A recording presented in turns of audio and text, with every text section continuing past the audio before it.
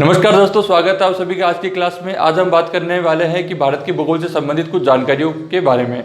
पिछली कक्षा में हमने देखा था कि भारत में किस प्रकार से अक्षांश रेखाएं होती है, किस प्रकार से देशांतर रेखाएं होती है और अक्षांश रेखाओं के मध्य में कर्क रेखा भी होती है। कर्क रेखा और आपके मानक देशांतर रेखा होती है। इसी प्रकार हमने ये भी बताया था कि जो भारत के जो अंतर्राष्ट्रीय सीमा जो देश बनाते हैं उनकी बाउंड्री कितनी भारत के साथ में लगती है, और उन बाउंड्रियों को जैसे हमने कहा कि भारत और चीन के मध्य में लगने वाली जो रेखा होती है उसको हमने मैकमोहन कहा था। भारत और पाकिस्तान के बीच में लगने वाली रेखा को हमने रेड क्लिफ कहा था। भारत और अफगानिस्तान के मध्य लगने वाली रेखा को हमने डूरंड रेखा कहा था। तो इसी क्रम को आगे बढ़ाते हुए और कुछ ज़्यादा जानकारियों की हम बात करेंगे आज। तो हम ये देखना चाहेंगे कि जो भारत की जो स्थिति है, और भारत की स्थिति के द्वारा हमें देखना है कि जो भारत के दक्षिणतम में क्या है, यानी कि भारत के दक्षिणतम में क्या जल का भाग है।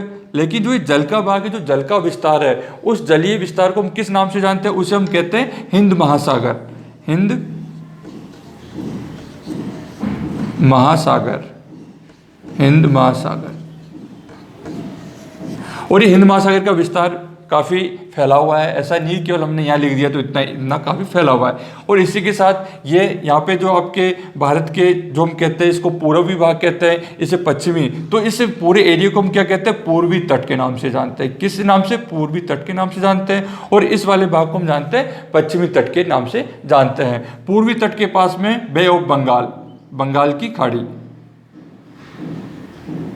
बंगाल की खाड़ी। इसी प्रकार पश्चिमी तट के पास में अरब सागर, अरब सागर, अरब सागर। देखिए एक प्रायद्वीपीय भाग जिसकी हम बात करते हैं, तो प्रायद्वीपीय शेप यही होता है आपका, एज ए ट्राइंगल शेप। अब देखिए जो प्रायद्वीपीय भाग आपको नजर आ रहा है इंडिया का, तो हमें देखते हैं कि इंडिया एक तरीके से हिंद महासागर के नीचे गिर रहा है या नीचे डूब रहा है। इस तरीके से ये प्रायद्वीपीय, तो ये जो एरिया होता है ये यहाँ से लेकर यहाँ तक, इसी को हमने क्या कहा? प्रायद्वीपीय, प्रायद्वीपीय। क्यों कहा? एक तरफ अरब सागर है, एक तरफ बंगाल की खाड़ी है, एक तरफ हिंद महासागर है, इस कारण से। और इसी को हमने क्या कहते हैं? इसी को हमने उपमहाद्वीप की भी संज्ञा दी, भारत को उपमहाद्वीप की भी संज्ञा दी। उपमहाद्वीप यानी प्रायद्वीप और उपमहाद्वीप। प्रायद्वीप यानी ये जो एरिया प्रायद्वीपीय रूप में बना इसलिए। और 22 डिग्री के पश्चात, 22 डिग्री के पश्चात जो ये भाग जो नैरो हो रहा है वी शेप में, ये भाग होना स्टार्ट हो जाता है 20 डिग्री के पश्चात में। तो थोड़ा ही आपको मालूम ये रखना है कि प्रायद्वीपीय क्या होता है या उपमहाद्वीप क्या होता है। 20 डिग्री के बाद में ये प्रायद्वीपीय भाग में क्या सकरा होना स्टार्ट हो जाता है, यानी कि 22 डिग्री से नीचे का जो एरिया होगा 22 डिग्री से, ये क्या हो गया? प्रायद्वीपीय भाग हो गया। और ये भी बताया गया था आपको कि जो 8 डिग्री 6 मिनट से जो भारत का जो अक्षांश विस्तार स्टार्ट होता है, और 37 डिग्री 6 मिनट तक इसका विस्तार है, अक्षांश विस्तार। तो 22 डिग्री क्या है? 22 डिग्री यहाँ इसके आसपास में आएगा, तो वहाँ पे प्रायद्वीप। अब प्रायद्वीप चीज़ क्या होती है? प्रायद्वीप का सामान्य मीनिंग क्या हो गया? ऐसा भाग जो तीनों ओर से जल से घिरा हुआ होता है। तो क्या हो जाएगा? ऐसा भाग, ऐसा भाग, ऐसा भाग जो तीन ओर से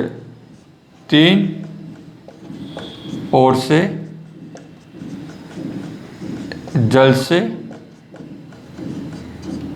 घिरा, उसे क्या कहेंगे? प्रायद्वीप कहेंगे। अब देखिए एक होता है महाद्वीप भी होता है, पहले भी बता चुके हैं महाद्वीप।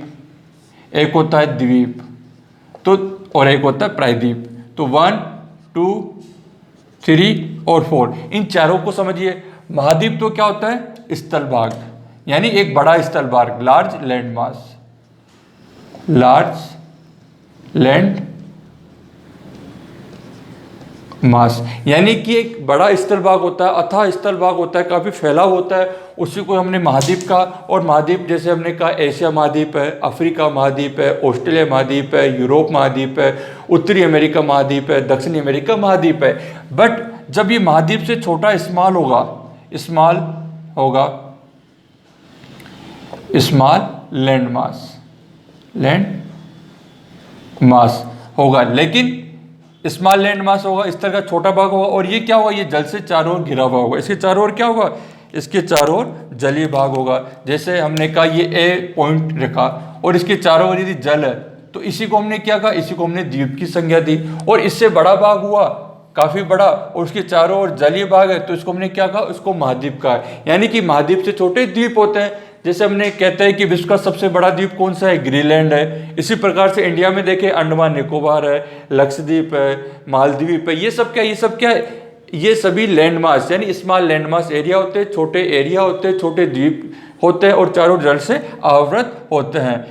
प्रायद्वीप के बारे में बता दिया कि ऐसा भाग जो तीन ओर से जल से घिरा, for example Bay of Bengal, Arab sea, then Hind Mahasagar. ये तीनों ट्रायंगल शेप के, तीनों triangle shape as a water body बना रहा है, एज ए जलीय भाग बना रहा है। इस कारण से इसको प्रायद्वीपीय भारत के नाम से भी जानते हैं। उपमहाद्वीप इसलिए कहा जाता है क्योंकि महाद्वीप जैसा पूरा स्थल भाग है और थोड़ा सा महाद्वीप से कम उपमा रखने के कारण इसको सब कॉन्टिनेंट या उपमहाद्वीप की संज्ञा दी जाती है। तो दोस्तों हमेशा ध्यान रखिए, अगर इंडिया के लिए महाद्वीप, इंडिया के लिए उपमहाद्वीप यूज किया जाता है तो भी ठीक है, प्रायद्वीप यूज किया जाता है तो भी ठीक है। समझना क्या है कि केवल इसमें थोड़ा सा अंतर है और महाद्वीप और द्वीप, कॉन्टिनेंट जिसे हम कहते हैं या आइलैंड जिसे कहते हैं, ये भी क्लियर होना चाहिए। देन कॉन्टिनेंट्स, आइलैंड, सब कॉन्टिनेंट्स, देन पेनिसुलर, प्रायद्वीपीय भाग, इन चारों को थोड़ा सा ध्यान में रखिए कि तो इसकी जानकारी बहुत ठीक रहती है, आपको कहीं दिक्कत नहीं आती।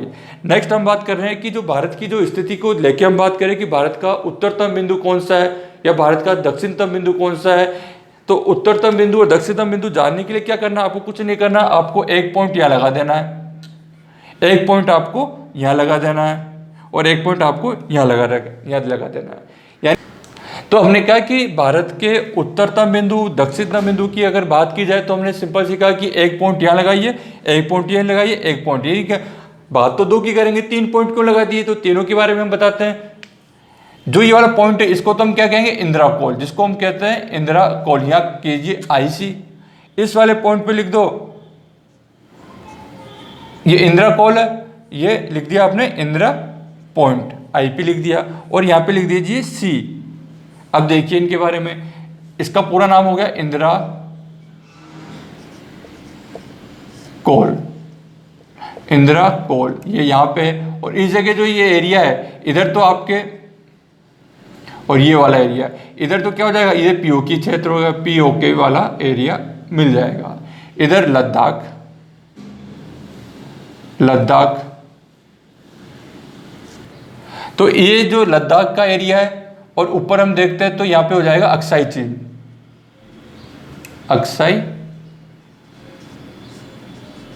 चीन, और अक्साई चीन हो गया, लद्दाख हो गया, POK एरिया हो गया, और इन्हीं के यहाँ पे इंदिरा कोल, इंदिरा कोल, इंदिरा कोल नाम, ये क्या होगा, इंदिरा कोल भारत का उत्तरतम बिंदु इंदिरा कोल है, जो कहाँ पर है, जो आपके जम्मू कश्मीर में स्थित है, जम्मू कश्मीर में स्थित है।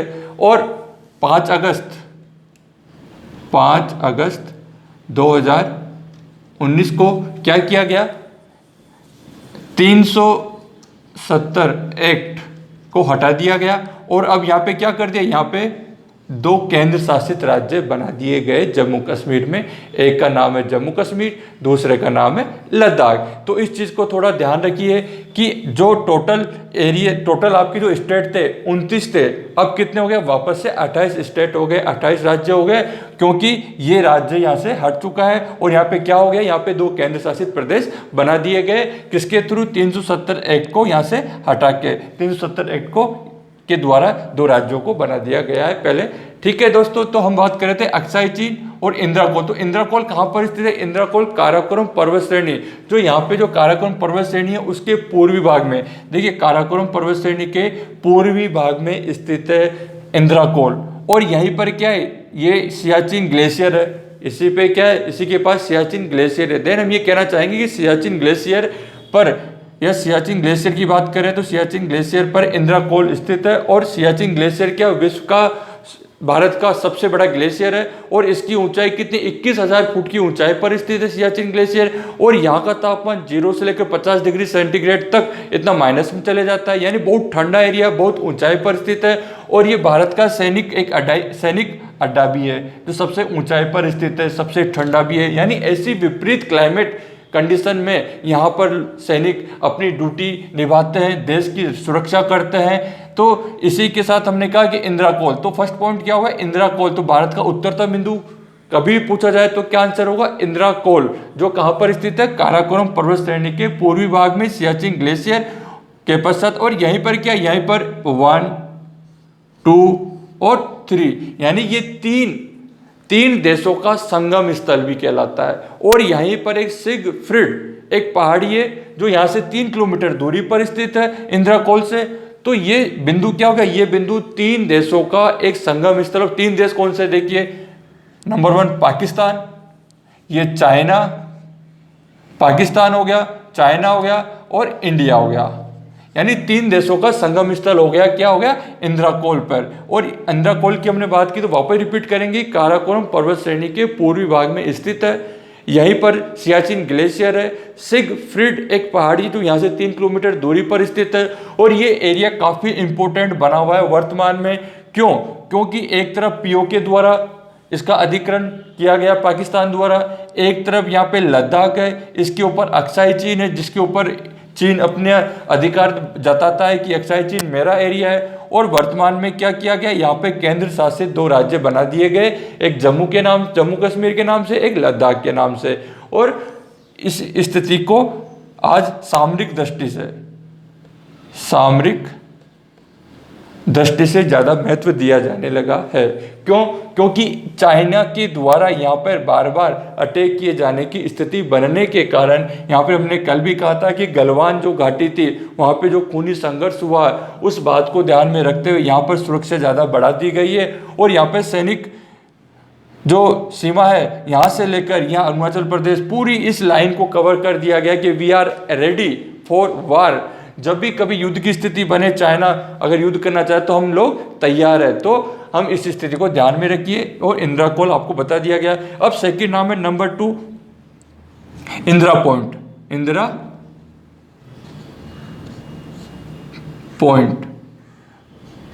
इंदिरा पॉइंट देखिए दोस्तों, एक हो गया इंदिरा कॉल, दूसरा हो गया इंदिरा पॉइंट। तो उत्तरतम बिंदु पूछा गया है, नॉर्थ पॉइंट पूछा गया है, तो इंदिरा कॉल। दक्षिणतम बिंदु पूछा जाता है तो आंसर क्या जाएगा, इंदिरा पॉइंट आ जाएगा। और ये जो इंदिरा पॉइंट था, इस इंदिरा पॉइंट का पहले क्या नाम था, इस इंदिरा पॉइंट को हम कहते थे पिग्मेलियन पॉइंट, पिग्मेलियन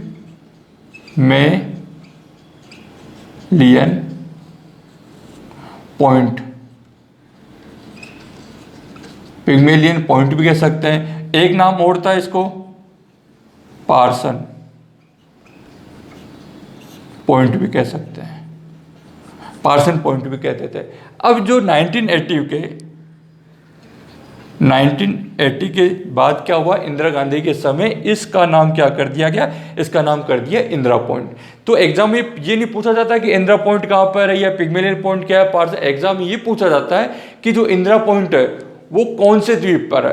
तो सही आंसर क्या हो जाएगा, ग्रेट निकोबार, ग्रेट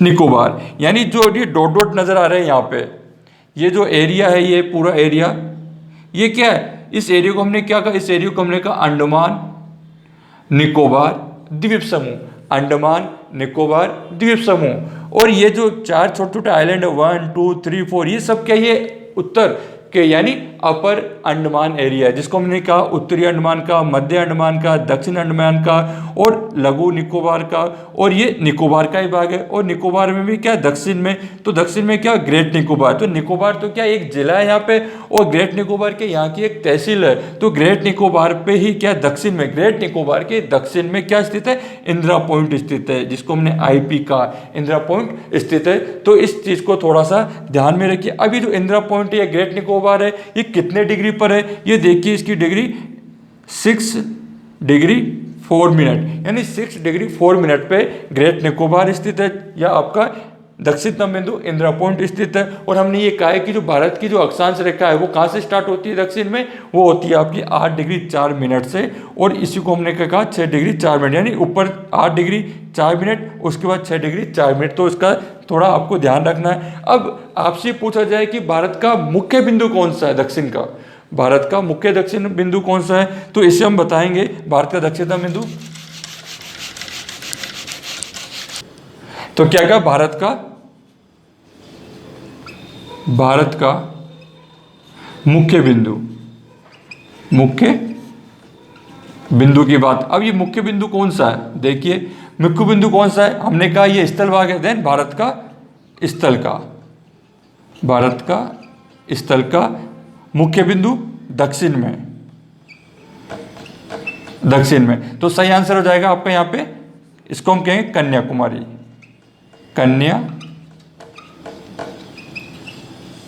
और इसी के पास में क्या है, कोमोरिन भी यहीं पर स्थित है। केप कोमोरिन, क्या कहेंगे, केप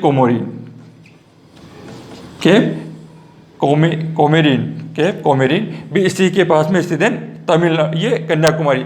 अब ये कन्याकुमारी किस में, कन्याकुमारी स्थित है तमिलनाडु में, तो देखिए दोस्तों, भारत का उत्तरतम बिंदु पूछा जाता है तो आंसर इंदिरा कोल। भारत का दक्षिणतम बिंदु पूछा जाता है तो आंसर आपका इंदिरा पॉइंट। भारत का स्थल का दक्षिणतम बिंदु पूछा जाता है तो आंसर आपका कन्याकुमारी। और कन्याकुमारी कहाँ है, तमिलनाडु में स्थित है। ठीक है दोस्तों, और इसी हम क्या कहते हैं, केप कोमोरिन भी यहीं पर स्थित है। तो कई बार कन्याकुमारी नहीं मिलके आपको केप कोमोरिन मिलता है तो भी आंसर सही रहेगा, कन्याकुमारी मिलता है तो भी ठीक रहेगा। तो ये बात आपको क्लियर हुई होगी कि भारत के उत्तरतम बिंदु कौन सा है, दक्षिणतम बिंदु कौन सा है। अब यहाँ पश्चिम की बात करें कि पश्चिम में कौन सा है, तो पश्चिम में हो गया सर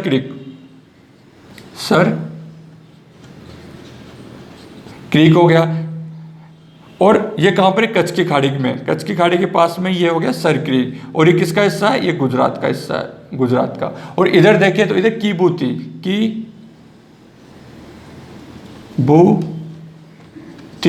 कीबूती यानी ये अरुणाचल प्रदेश में स्थित है। तो क्लियर कि 4 बिंदु बताएं, उत्तर, दक्षिण, पूर्व, पश्चिम।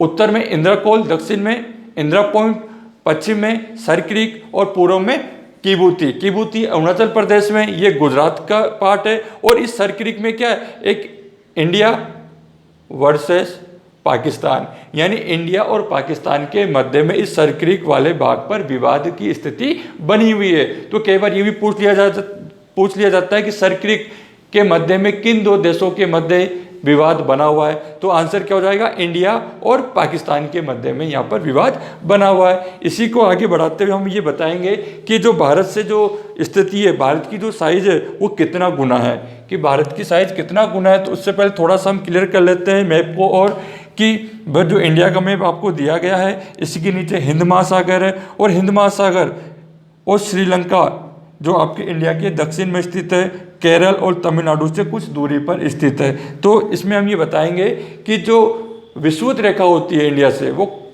विषुवत रेखा भी कहाँ, इंडिया के दक्षिण से होकर गुजरती है। और विषुवत रेखा की लंबाई कितनी होती है, देखते हैं।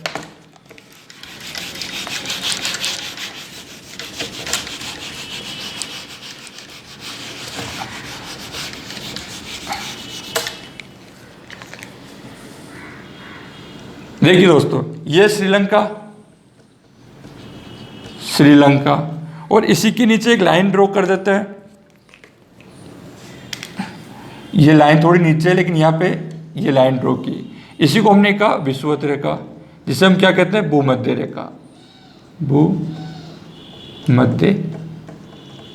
रेखा या इक्वेटर लाइन। और ये भी बताया था आपको कि भारत की स्थिति क्या है, भारत की स्थिति उत्तर में स्थित है। किसके उत्तर में, विषुवत रेखा के उत्तर में स्थित होने के कारण भारत पूरा क्या है, उत्तरी गोलार्ध में स्थित है। तो भूमध्य रेखा, विषुवत रेखा। अब भूमध्य रेखा की जो दूरी होगी वो कितनी है भारत से, वो है आपके 678 किलोमीटर। यानी हमेशा ध्यान रखिए कि भारत से विषुवत रेखा की दूरी 876 किलोमीटर दूरी पर स्थित है। और इस विषुवत रेखा को क्रॉस करने के पश्चात आपका भारत का दक्षिणतम भाग स्टार्ट हो जाता है। इसी कारण से हमने कहा ना कि मानसूनी जलवायु का प्रभाव इसी से स्टार्ट होता है। मानसून जलवायु और कौन सा, दक्षिण पश्चिमी मानसून, दक्षिण पश्चिमी मानसून की जो जलवायु होती है वो इक्वेटर लाइन को क्रॉस करने के पश्चात ही बनती है। क्यों? ये पूरा जलीय भाग है जिसे हमने हिंद महासागर कहा, और ये पूरा स्थल का भाग है। ये स्थल यानी उपमहाद्वीप जिसको कहा, और ये जलीय भाग हो गया। तो इस चीज़ को ध्यान में ही रखना है कि जो आपकी जो विषुवत रेखा से ऊपर की ओर जाते हैं तो इंडिया का दक्षिणतम भाग स्टार्ट होने लग जाता है। अब यहाँ पे देखिए श्रीलंका और इंडिया, इन दोनों के बीच में क्या है, यहाँ पे हमने लिखा नंबर 1, यहाँ लिखा नंबर 2, और यहाँ पे हमने लिखा नंबर 3। तो देखिए नंबर 1 क्या है, नंबर 1 पे तो क्या आ जाएगा, नंबर 1 पे आ जाएगा gulf of Mannar, gulf of Mannar, gulf of Mannar, gulf of Mannar. इधर क्या आ जाएगा, पाक स्ट्रेट, पाक स्ट्रेट हो जाएगा। इनके बीच में क्या है, पब्बन, पब्बन, पम्बन द्वीप। और ये पम्बन द्वीप किसका भाग है, ये है आदम ब्रिज, आदम ब्रिज का भाग है। देखिए दोस्तों, जो भारत का दक्षिणतम भाग है और श्रीलंका, इन दोनों के बीच में एग्जाम के पर्पज से सीधा क्वेश्चन बनता है कि गल्फ ऑफ मन्नार अलग करता है, या gulf of Mannar, gulf of Mannar स्थित है, या पाक स्टेट स्थित है, या पाक स्टेट डिवाइडेड 2, यानी पाक जल संधि, क्या कहेंगे इसको, पाक जल संधि अलग करती। आंसर भारत और श्रीलंका को, या भारत के दक्षिण भारत और श्रीलंका को, इन दोनों को क्या अलग करती है, पाक जल संधि अलग करती है, जल संधि। गल्फ ऑफ मन्नार आ जाए तो भी। अब पब्बन द्वीप कहाँ है, पब्बन द्वीप इन दोनों के मध्य में स्थित है। यहाँ पब्बन द्वीप, ये क्या उथला उभरा हुआ भाग है, और यहाँ पर क्या था, ये एक आदम ब्रिज, आदम पुल बना हुआ था। और हमने देखा है रामेश्वर, रामेश्वर रामेश्वर स्थान भी क्या है, वो भी तमिलनाडु के दक्षिण में स्थित है, तमिलनाडु के दक्षिण में स्थित है। और सिंपल सी बात, जब राम श्रीलंका में गए तो उन्होंने एक सेतु का निर्माण किया था, और वही सेतु यहीं पर है जिसको हमने राम सेतु का, और राम सेतु जो धनुष कोटि के पास में स्थित है। देन इतनी चीज़ ध्यान रखनी है कि भारत के दक्षिणतम में और श्रीलंका के मध्य में क्या क्या चीज़ है, एक गल्फ ऑफ मन्नार है, एक पाक स्ट्रेट है, एक पब्बन द्वीप है, रामेश्वर पूछा जाए वो भी यहीं पर स्थित है, आदम ब्रिज पूछा जाए वो भी यहीं स्थित है। यानी इन चीज़ों को थोड़ा सा आपको ध्यान में रखते हुए कई बार एग्जाम में क्वेश्चन पूछे जाते हैं। तो हम बात करेंगे अब जो भारत की स्थिति है कि भारत का जो आकार है वो दूसरे देशों से कितना गुना है, भारत का आकार दूसरे देशों से कितना गुना है। तो हम ये कहेंगे कि भारत इंग्लैंड से, इंग्लैंड तो आप जानते होंगे कहाँ पर है, इंग्लैंड यूरोप का एक देश, यूरोप में स्थित है देश है। कितना गुना है इंग्लैंड से, 14 गुना। इंग्लैंड से कितना गुना बड़ा है, 14 गुना बड़ा है। हम इसी की बात कर लेते हैं श्रीलंका की, श्रीलंका से कितना गुना है, श्रीलंका से 45 गुना, 45 गुना यानी 45 गुना बड़ा है। रूस से कितना बड़ा है, रूस से है 5 गुना। कितना है, रूस से 5 गुना बड़ा है। पाकिस्तान से पूछे तो पाकिस्तान से कितना बड़ा है, पाकिस्तान से 4 गुना बड़ा है। रूस से पूछे, रूस से की तुलना में कितना गुना है, रूस की तुलना में हमने 5 गुना। बांग्लादेश, बांग्लादेश से कितना बड़ा है, तो बांग्लादेश से 23 गुना। फ्रांस, फ्रांस से 6 गुना। इट मीन हम ये कहना चाहते हैं कि भारत की जो आकार है, भारत का जो साइज है, हमने कहा कुल क्षेत्रफल कितना है, 32,87,263 वर्ग किलोमीटर है, जो कुल विश्व का 2.4% रखता है। और यह भी कहा था कि जो क्षेत्रफल के आधार पर इसका 7वां स्थान है, 7 रैंक है। देन साइज की बात करें तो साइज के आधार की हमने बात की, तो साइज के अनुसार क्या हो गया, इंग्लैंड से 14 गुना, श्रीलंका से 45 गुना, रूस से 5 गुना, पाकिस्तान से 4 गुना, बांग्लादेश से 23 गुना, फ्रांस से 6 गुना इतनी बड़ी साइज रखता है। तो बांग्लादेश, ये रहा बांग्लादेश, पाकिस्तान। तो ये चीज़ थोड़ी आपको ध्यान में रखनी चाहिए। हम बात करेंगे अब, हाँ, तो हम बात कर रहे थे कि भारत और श्रीलंका के यहाँ हमने बता दिया था पबन, यहाँ पे पबन द्वीप है, पबन द्वीप ध्यान रहेगा आपको। Gulf of Mannar, gulf of Mannar, पाक स्ट्रेट, श्रीलंका, दक्षिण तमिलनाडु भारत का, ये इसको कहते हैं अंडमान निकोबार द्वीप समूह। अंडमान निकोबार है पूरा, अंडमान निकोबार द्वीप समूह है। इसको जो ये है, ये है लक्षद्वीप,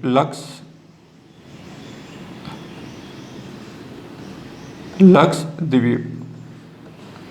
इसके नीचे क्या है, मालद्वीप, मालद्वीप। यही क्या है, ये जो बांग्लादेश है, बांग्लादेश के पश्चात यहाँ पे क्या है, यहाँ पे सुंदरवन, सुंदरवन भी ध्यान रखिए। देखिए तो हमने कहा कि एक आइलैंड लक्षद्वीप, ध्यान रहे कहाँ पर है, मालदीव के बारे में आपको बताया, अंडमान निकोबार द्वीप है। इसी के पश्चात क्या है कि हमने कहा बांग्लादेश और जो आपका वेस्ट बंगाल है, इन दोनों के जब सीमा बनी हुई है, इसी के पास में एक डेल्टा बनता है, गंगा और ब्रह्मपुत्र का डेल्टा, और उसी से क्या बनता है, सुंदरवन बनता है, जिसे हम क्या कहते हैं, जिसे हम कहते हैं विश्व का सबसे बड़ा डेल्टा कहते हैं, वर्ल्ड बिगेस्ट डेल्टा, विश्व का सबसे बड़ा डेल्टा है। और इन्हीं के पास में एक द्वीप और है, उसका नाम है गंगा सागर द्वीप, भी इसी के पास में स्थित है।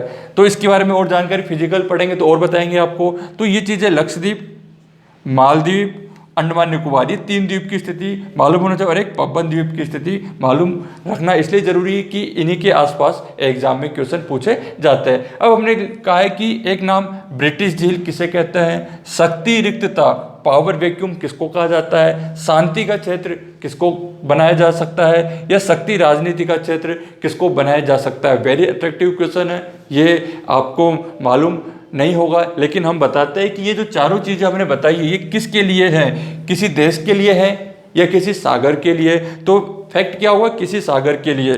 तो ये जो आपका सागर है, जिसको हमने कहा हिंद ओशियन, हिंद ओशियन यानी हिंद महासागर, और हिंद महासागर का अथाह विशाल जल राशि होने के कारण, दूसरा इसका एक चैनल इस तरीके से जा सकता है, एक चैनल इस तरीके से जा सकता है, एक चैनल इधर जा सकता है, इधर जा सकता है। इट मीन्स कि यहाँ से रूट, वाटर रूट लाइनें काफ़ी ज़्यादा बनी हुई है, पतनों के द्वारा एक स्थान से दूसरे स्थान पर, इधर अफ्रीका में जा सकते हैं, ऑस्ट्रेलिया से प्रशांत महासागर से होते हुए उत्तर की ओर जा सकते हैं, या इधर हम देखें कि डरबन से होते हुए उत्तरी अमेरिका, दक्षिण अमेरिका के क्षेत्र में जा सकते हैं। देन पावरफुल रीजन हो गया हिंद महासागर।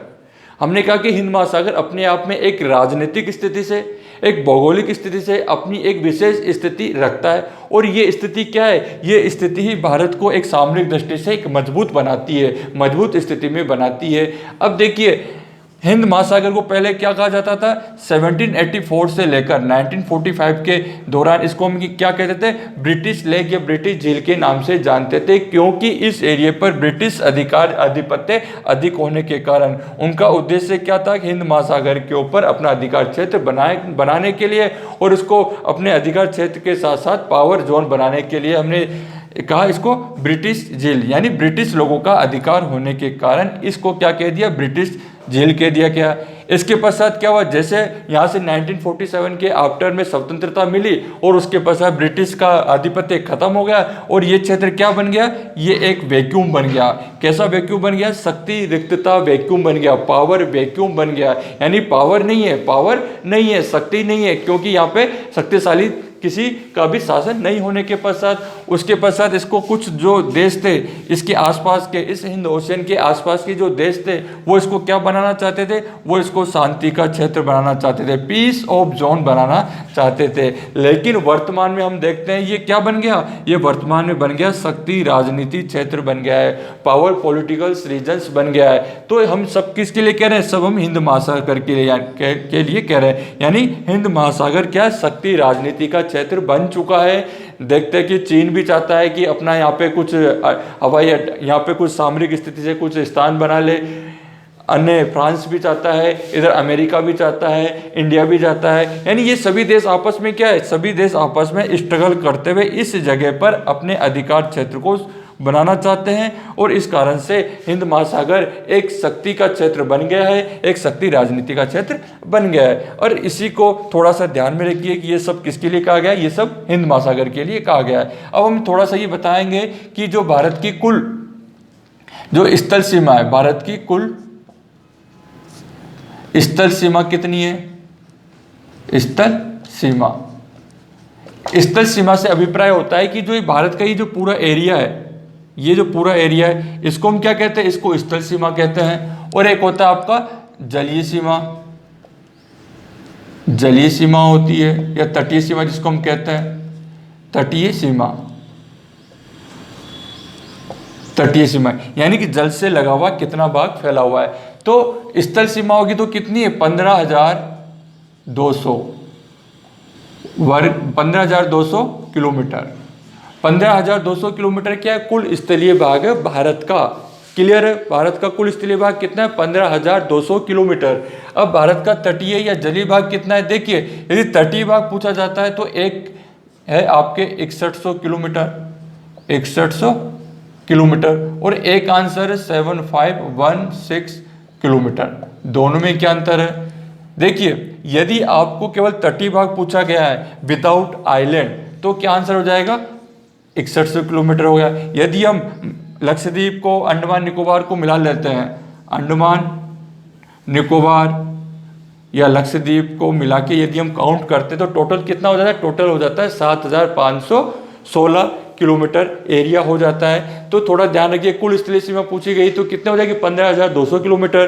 कुल तटीय सीमा पूछी गई है वो कितनी हो जाएगी, तटीय सीमा 6100 किलोमीटर हो जाएगी। और कुल द्वीप सहित पूछी गई है तो कितनी हो जाएगी, 7516 किलोमीटर हो जाएगा।